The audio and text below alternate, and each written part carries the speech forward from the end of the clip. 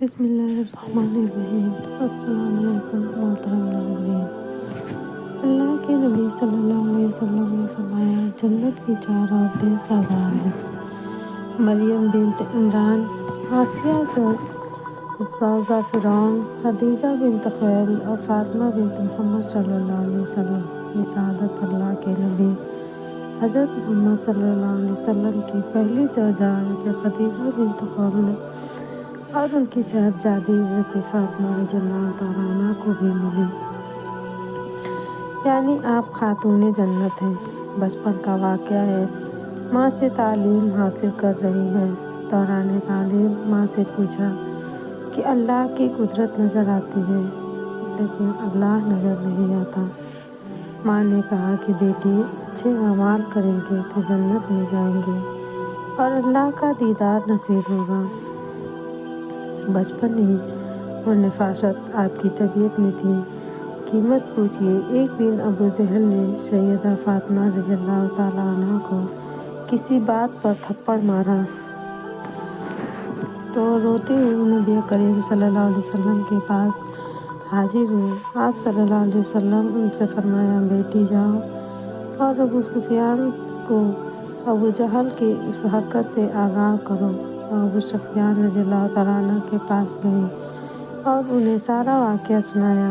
ابو سفیان نے حضرت فاطمہ کی انگلی پکڑی اور سیدھے ابو جہل کے پاس گئے اور حضرت فاطمہ سے کہا کہ جس طرح سے اس نے تھپڑ مارا ہے تم بھی اسے تھپڑ مارو، اگر یہ کچھ بولے گا تو میں نمٹ لوں گا۔ چنانچہ حضرت فاطمہ نے ابو جہل کو تھپڑ مارا اور گھر جا کر حضور صلی اللہ علیہ وسلم کو واقعہ سنایا تو حضور صلی اللہ علیہ وسلم نے ان کے لیے دعا فرمائی، اے اللہ، ابو سفیان کے اس سلوک کو نہ بھولنا۔ یا اللہ کے نبی کی دعاؤں کا نتیجہ تھا کہ 20 رمضان المبارک سن 8 ہجری کو ابو سفیان مسلمان ہوئے۔ ہجرت کے بعد حضرت فاطمہ جب 15 سال کی ہوئی تو اللہ کے نبی کی بیٹی کے لیے حضرت ابو بکر صدیق رضی اللہ تعالیٰ عنہ نے نکاح کا پیغام بھیجا۔ حضور صلی اللہ علیہ وسلم نے فرمایا، اس بات کا اختیار قبضہ قدرت میں ہے۔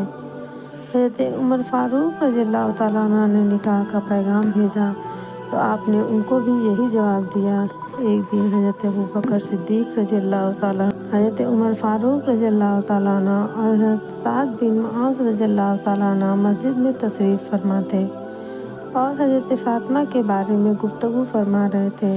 انہوں نے کہا کہ اکابرین قریش کی طرف سے حضرت فاطمہ کے لیے بھیجا جانے والا پیغام کسی کے لیے بھی قبول نہیں ہوا۔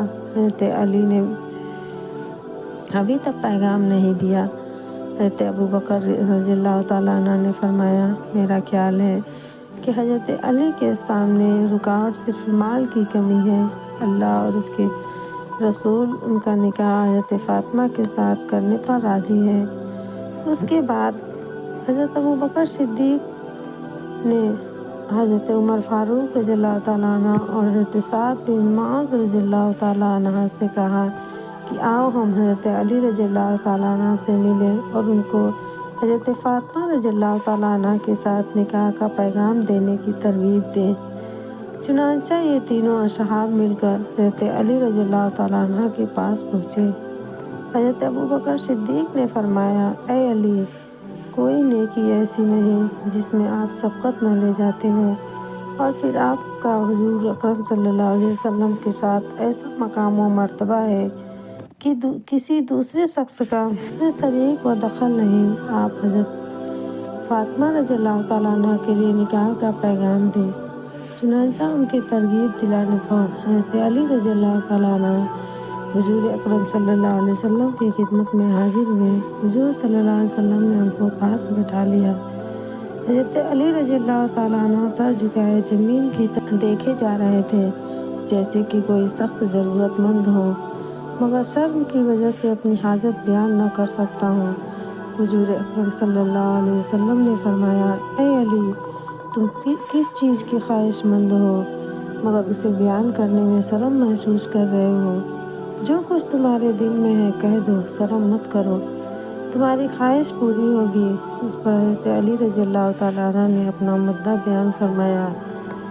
हुजूर अकरम सल्लल्लाहु अलैहि वसल्लम ने उनकी दरख्वास्त कबूल फरमाई और इरशाद फरमाया, ऐ अली, घरेलू ज़रूरियात की कोई चीज़ तुम्हारे पास है कि तुम वसीला बनाओ। हज़रत अली रज़ी अल्लाह तआला अन्हु ने फरमाया, मेरे पास एक तलवार, एक ऊँट और एक जीरा है। हुजूर अकरम सल्लल्लाहु अलैहि वसल्लम ने फरमाया, अपनी ढाल ले जाकर फरोख्त कर दो और उसकी कीमत ले आओ। हज़रत अली ने वह ढाल हज़रत उस्मान रज़ियल्लाहु तआला अन्हु के हाथ 400 दिरहम में फरोख्त कर दी। जब उन्होंने ढाल हज़रत उस्मान के हवाले कर दी और कीमत वसूल कर ली तो हज़रत उस्मान रज़ियल्लाहु तआला अन्हु ने फरमाया, ऐ अली, आप उस ढाल के ज़्यादा हकदार हैं। ये ढाल मैं आप ही को हिबा करता हूँ। हज़रत अली रज़ी अल्लाह तआला अन्हु ने हज़रत उस्मान रज़ी अल्लाह तआला अन्हु का शुक्रिया अदा किया और हुजूर अक़दस सल्लल्लाहु अलैहि वसल्लम की खिदमत में ढाल और दिरहम ले जाकर पेश किए और साथ ही तमाम वाक़या भी बयान कर दिया। हुजूर अकरम सल्लल्लाहु अलैहि वसल्लम ने हज़रत उस्मान रज़ी अल्लाह तआला अन्हु के हक़ में दुआए खैर फरमाई। फिर उन दिरहम में से कुछ दिरहम हज़रत अबू बकर को ज़रूरियात की चीज़ें खरीदने के लिए दे दिए और हज़रत सुलेमान रज़ियल्लाहु तआला अन्हु और हज़रत बिलाल को उनके साथ कर दिया ताकि अगर ज़्यादा वज़न बन जाए तो उठा कर ले आएँ। हज़रत अबू बकर रज़ियल्लाहु तआला अन्हु फरमाते हैं कि जब हम बाहर निकले और गिनती के तो 360 दिरहम थे, उन तमाम से हज़रत फ़ातिमा रज़ियल्लाहु तआला अन्हा के लिए सामान खरीदा। एक मिस्री गुदैला जो कि पशम से उनमें भरा हुआ था, एक चमड़ी का गुदैला जिसमें खजूर के पत्ते थे, एक पर्दा, अबा और चंद मिट्टी के बर्तन थे। ये तमाम सामान लेकर हम हुजूर सल्लल्लाहु अलैहि वसल्लम की खिदमत अक़दस में लाए। हुजूर अकरम सल्लल्लाहु अलैहि वसल्लम ने जब उन्हें देखा तो आपकी आंखें नम आलूदा हो गईं और आंखों में आंसू आ गए और ये दुआ फरमाई, ऐ अल्लाह, इस कौम पर बरकत नाजिल फरमा जिसके बेहतरीन बर्तन मिट्टी के हैं।